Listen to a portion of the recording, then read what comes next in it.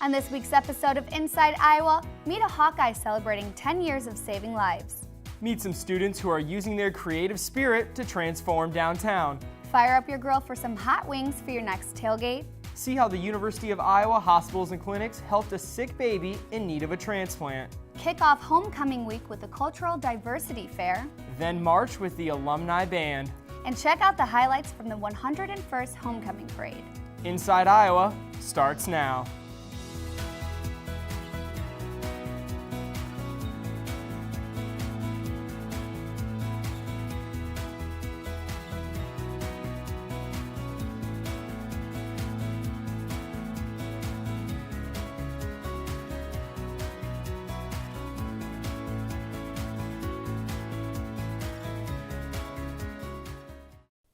Hi there, welcome to another episode of Inside Iowa, your one-stop shop to catch up with students and alumni and to learn more about some of the things that are happening around campus. I'm Lauren Moss. And I'm Eric Dawn. Each week we'll share with you the stories from the university and how it has such an impact on the students, faculty, staff, and community.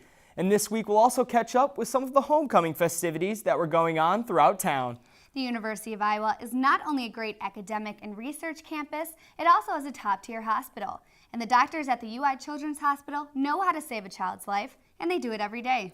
But it turns out, Lauren, saving a life might be easier than you think, as one University of Iowa alum proved when she founded the Milk Bank of Iowa. It's the only one of its kind in the state, and the Children's Hospital was the 5th in the country to have a milk bank, and it recently celebrated its 10th year of service. Let's find out how donated milk and some hard workers save lives every day.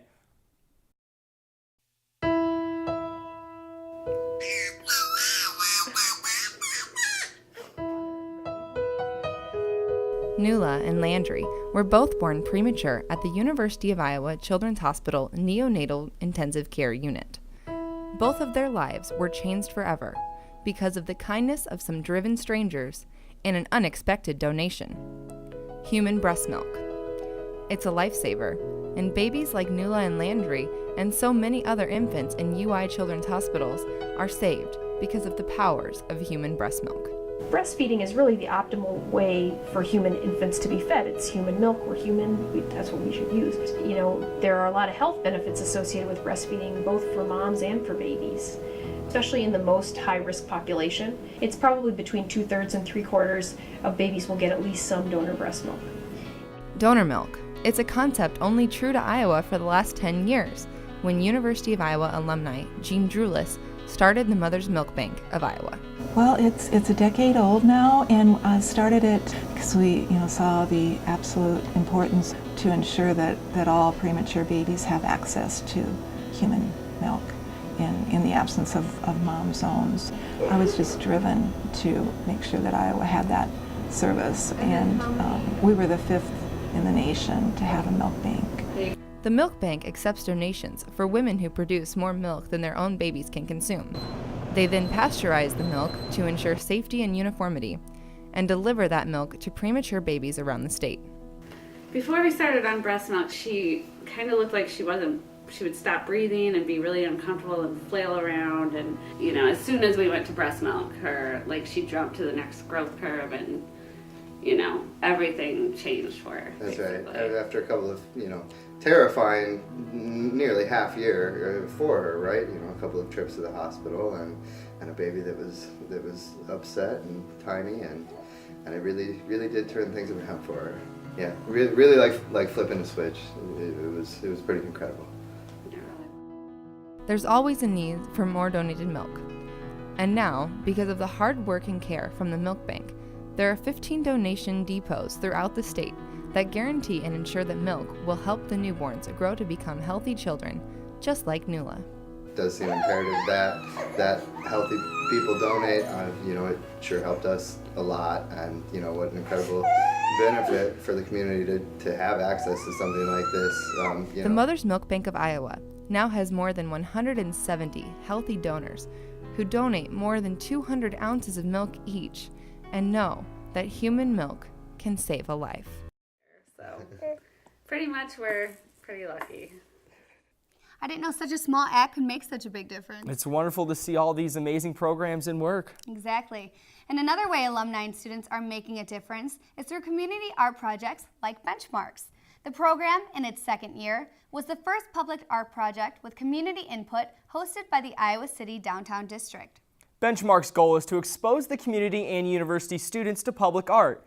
This summer, 115 benches were painted, which had a collective theme, and an Iowa graduate was the creative lead. And since the university is intertwined with downtown, the project brings a little color to the city and the campus.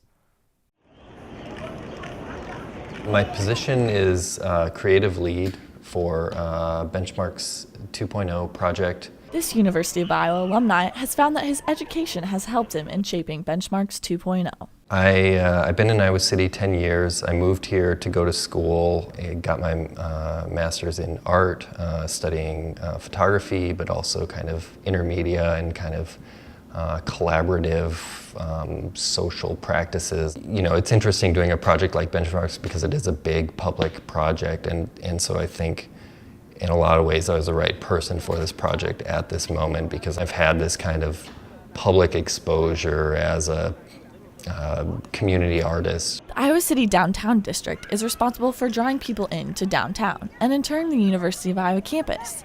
And a result of this, the community art project Benchmarks 2.0 came alive. I think one of the things that came out from the first year was the need for someone to kind of oversee the project as a whole, and that's kind of where I came in. The Benchmarks project as a whole is part of the community gallery program that the Downtown District runs to try and do events that kind of enliven downtown Iowa City. This year we kind of tried to conceptualize it more as a whole public art project. Amanda McCuba, a second-year grad student getting her MFA in printmaking, is helping with the artistic process. Community workshops and input from local elementary schools has allowed her to create her own artistic interpretation. So basically I would look at stencils that the community had put their input on, and I would pick some out and make a design out of these community images. People would just walk by and we would ask them if they would question what we were doing, and we would ask them what they wanted to see on the benches. Amanda kind of got involved just because we hired about 8 other people just helping us kind of with the putting orange on a bench, and Amanda was one of those.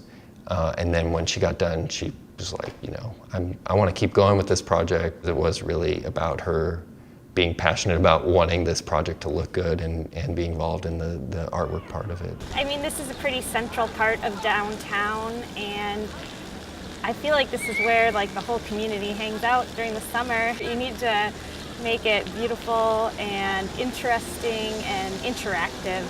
The university's location, relative to downtown Iowa City, allows citizens and University of Iowa students alike to receive a diverse exposure to art and culture through projects like Benchmarks 2.0.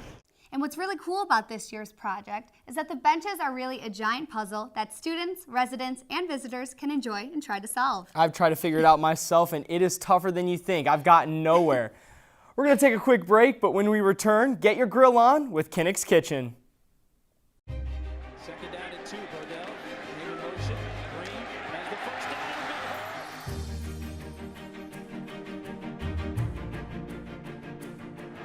Makes a move at 20. Spins. Stay on his feet.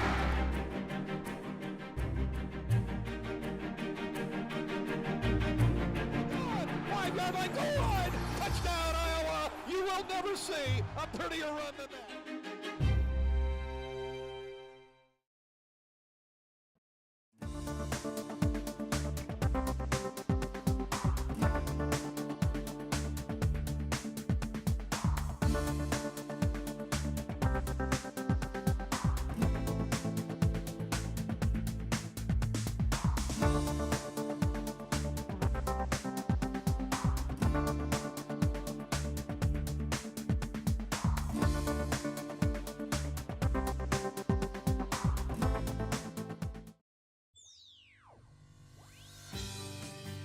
For more than 100 years, the University of Iowa community has been waking up to the Daily Iowan. Today, it's the largest newsroom in eastern Iowa, and now you can see the news every night on Daily Iowan TV. DITV, your news, sports, and weather source for the University of Iowa, and is produced by University of Iowa students and presented by the Hawkeye Network.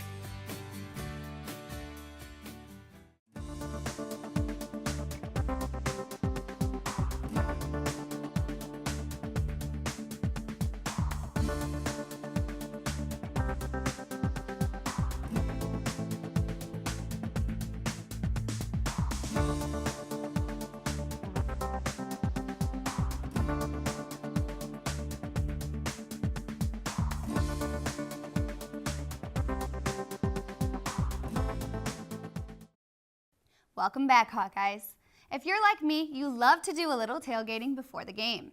And on game day, you'll find a ton of fans cooking up anything that they can throw on a grill.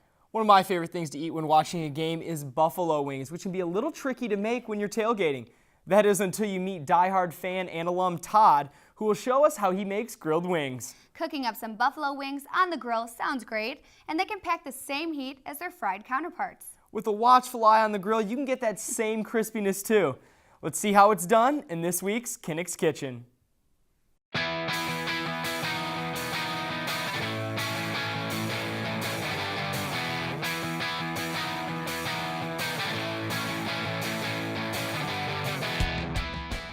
We're here with Todd this morning, and when I was walking by looking at all the tailgates, he had some awesome looking hot wings on his grill. I knew I had to stop. So Todd here, he's an alumni, and he's going to tell us a little bit about his recipe and why he brings hot wings to the game. So Todd, first off, tell me a little bit about your recipe and why you're deciding to make hot wings today. Also, the hot wings are on the grill as opposed to normally they're just kind of fried. So tell me a little bit about what you're doing. Well, we rub the wings typically with a variety of rubs, and then we grill them off just to get that nice charcoal taste to them, that good smoky charcoal taste. Now, do you like the hot wings? Do you like the sweet wings? Do you like messy wings? What's kind of your wing style? Hot wings are the best, with a little bit of zing to them. So, do you think wings are an appropriate breakfast food? No, well, they can be good for breakfast, but we cook them off early so that they're in the warmer, so that when people want them later on in the morning, they're ready to go. Now, this is our first stop today, so technically this is going to be by breakfast, but I don't think there's anything wrong with having hot wings for breakfast. And so what is your theory on grilling wings? Is that an appropriate way to prepare wings? Absolutely. Yeah, I think grilling is better than frying. It just gets a nice smoky barbecue flavor to them. A lot better than throwing them in the fryer and then putting the sauce on afterwards. So what's a little bit about your recipe? So you have the wings, and then what kind of sauces do you use? What kind of spices do you use? We do a variety of different rubs. I really don't have a favorite. We kind of mix it up from week to week. And then we use a variety of sauces too. So this week we're using a new sauce that one of our gentlemen brought. So excellent. So we have one of these wings pulled off, so it's not too terribly hot. And I want to show everybody how delicious this looks. So you definitely have the dark charcoal part that's going to give it a nice crispy crunch to it. And you can see the seasoning on it. This thing looks fabulous. I love wings. I really don't care if they're fried or if they're grilled. I haven't had grilled wings in a long time, so I'm really looking forward to this. So let's give it a shot. Oh man, I gotta tell you, these are cooked perfectly. That's good. They're not tough, they're tender, pull off the bone. Usually with grilled wings, you worry about them not being crunchy enough, but these have the perfect crisp to it. Oh man. So when you're doing your next tailgate, you need to get some wings. You can go ahead and put them on the grill. All right, those look so good. I'm gonna have to try that at the next tailgate I go to. Me too. I'm gonna go grab some on the break right now. Nothing's better than buffalo wings on game day. Well, when you return and when we return as a show, we'll meet a little boy who came to the University of Iowa hospitals and clinics in need of a transplant. And we'll check out the 2013 homecoming activities. Inside Iowa, we'll be right back.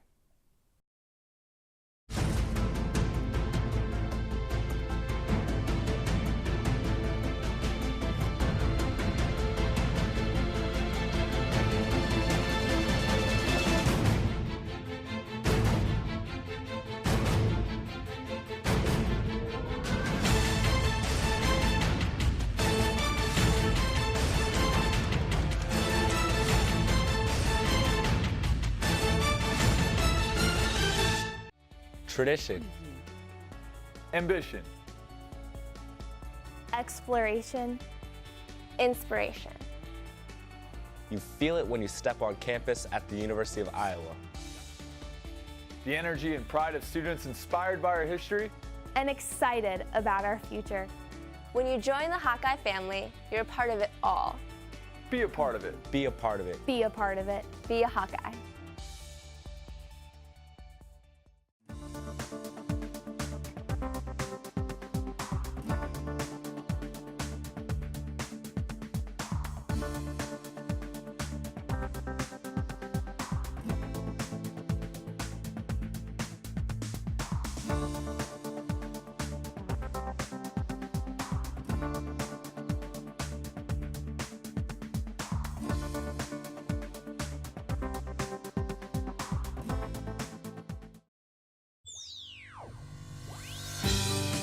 Kick back and relax as Java Blend takes you from your home right into the Java House in downtown Iowa City. Experience local and national talent perform for a live audience, featuring musical groups from all over the country. Java Blend puts you in the front row of each performance. Java Blend is presented by Iowa Public Radio and the Hawkeye Network.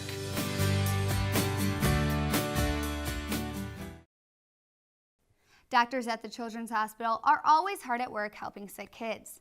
Sean Brooklyn came to UI Children's Hospital after developing bacterial meningitis at 8 months old, which led to an infection and caused kidney failure. He started dialysis, and 9 months later he received a kidney transplant, all while under the care from the professionals at the hospital. Let's hear Sean Brooklyn's story.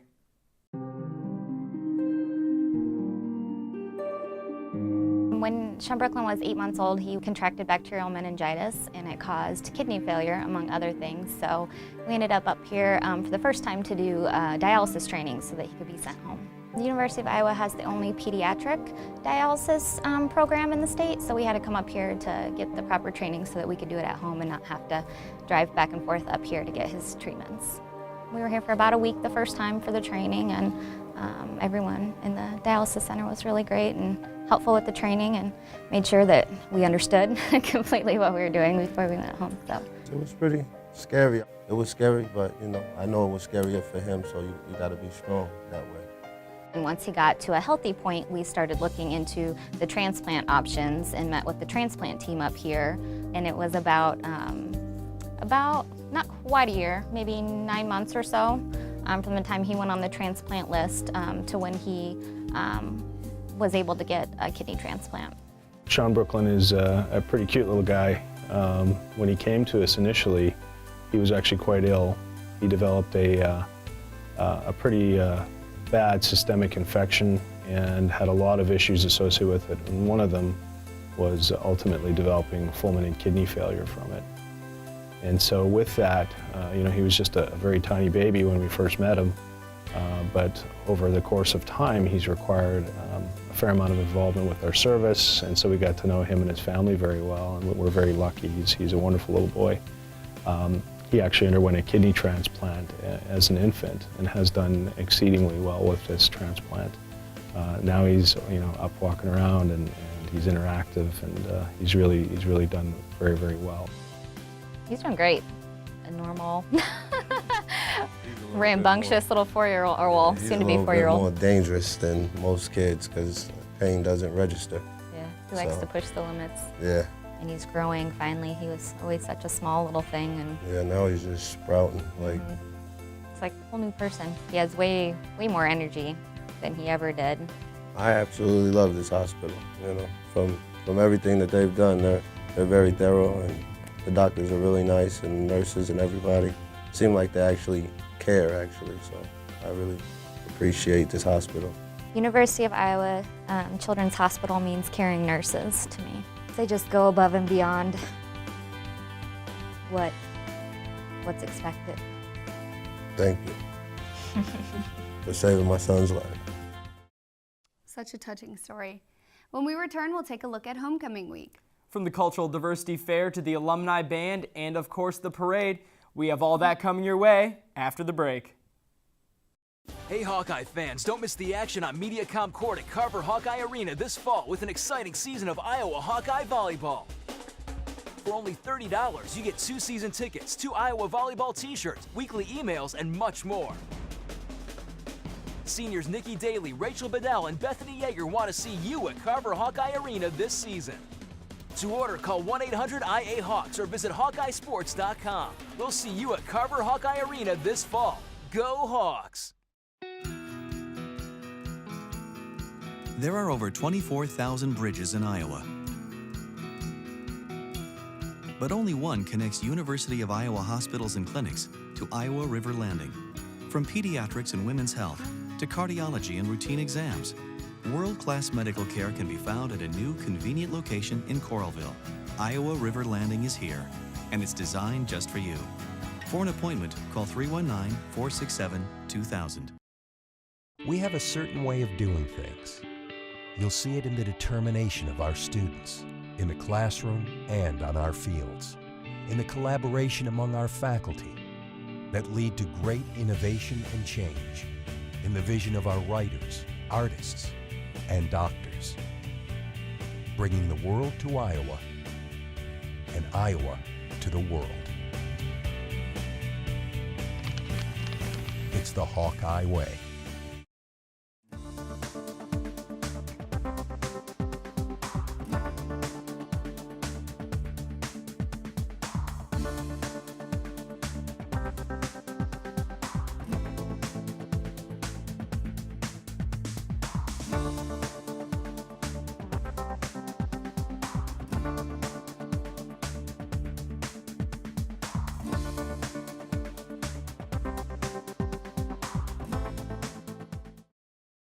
This year marked the 101st homecoming at the University of Iowa.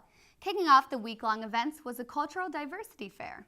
Thousands of students, faculty, alumni, and supporters came out to Hubbard Park, where there was a wide array of music, dancing, arts, crafts, and of course, food.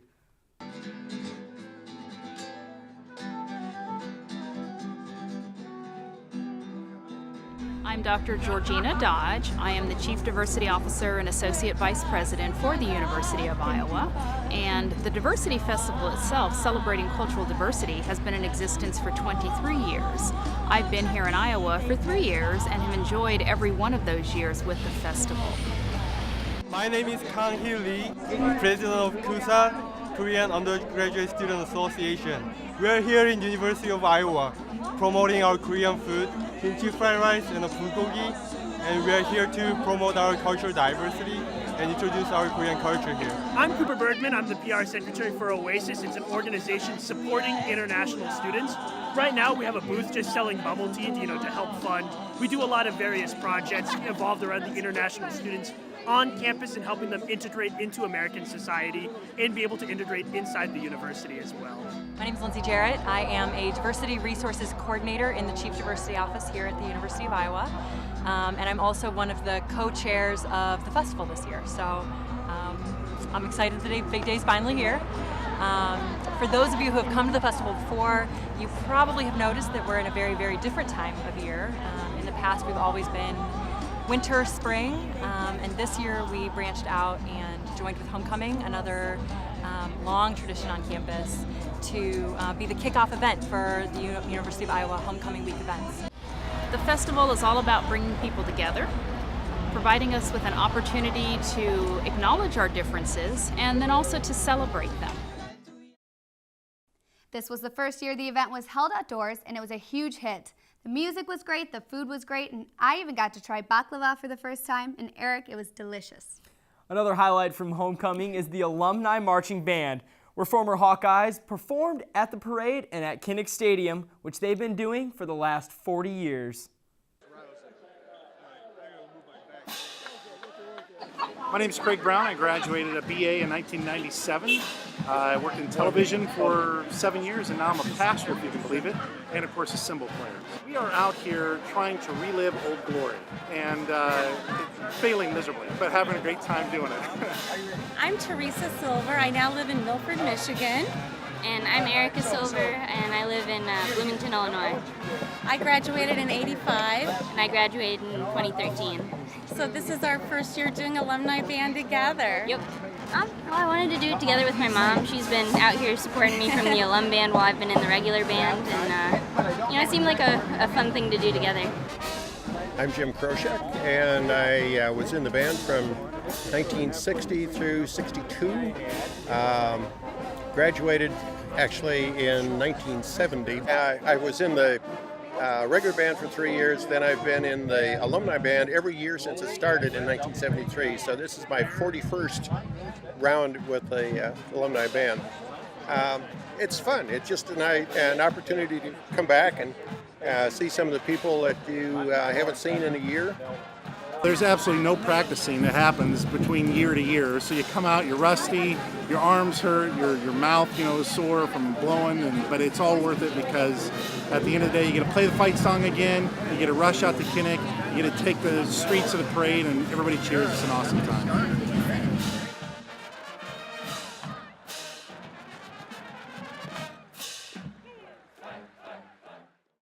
Now, I saw them in the parade. They sounded great. It's so wonderful to see so many loyal Hawkeyes come back to campus every year. And the parade is a wonderful display of black and gold spirit. Everyone came out to line the streets to see the floats, the bands, and campus organizations, and maybe grab a little candy. Well, we're going to leave you with some sights and sounds from this year's homecoming parade. But before we go, I hope you got to know a little bit more about the university, its students, alumni, and staff. And see how they all make a big difference. Be sure to join us again next week to learn more about the university. For Inside Iowa, I'm Lauren Moss. And I'm Eric Dawn. See you next week. Let's check out that parade.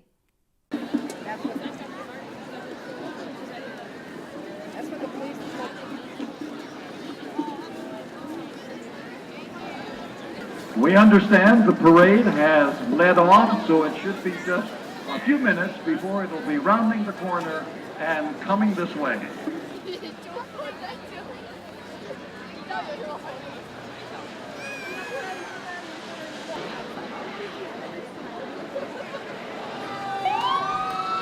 At the lead, representatives of the Iowa City Police Department, followed by one of the large ladder trucks of the Iowa City Fire Department.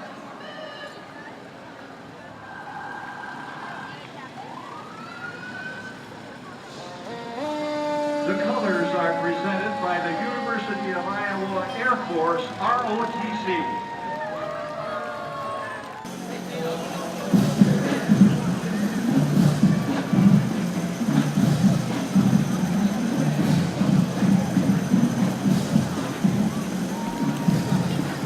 Following Mr. Kinnick, we have the University of Iowa President, Sally Mason.